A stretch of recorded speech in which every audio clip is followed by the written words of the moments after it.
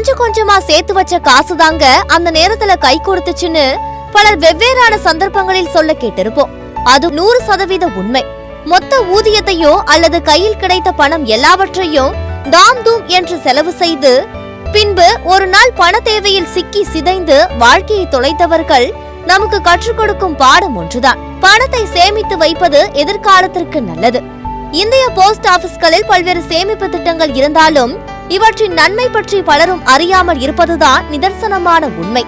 அப்படிப்பட்ட ஒரு திட்டத்தில் தினமும் 50 ரூபாய் செலுத்தி வந்தால் திட்டம் முடிவடையும் போது 35 லட்சம் ரூபாய் வரை கிடைக்கும். கிராம சுரக்ஷா யோஜனா என்ற புதிய திட்டத்தை மத்திய அரசு தற்போது நடைமுறைப்படுத்தியுள்ளது.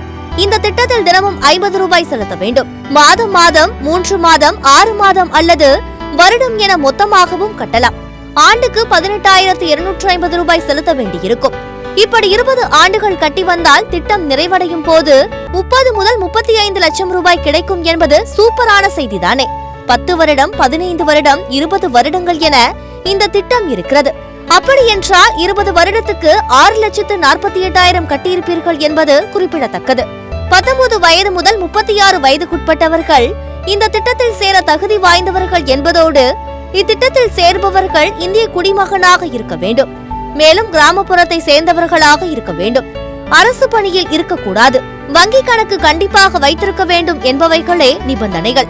வருமான சான்றிதழ், அடையாள அட்டை, அட்ரஸ் சான்று, வங்கி கணக்கு விவரம், பாஸ்போர்ட் சைஸ் போட்டோ, வயது சான்று ஆகியவை அவசியம். அருகிலுள்ள போஸ்ட் ஆபீஸ் சென்று விண்ணப்பங்களை பூர்த்தி செய்து கொடுத்து இந்த லாபகரமான திட்டத்தில் பொதுமக்கள் சேர்ந்து கொள்ளலாம்.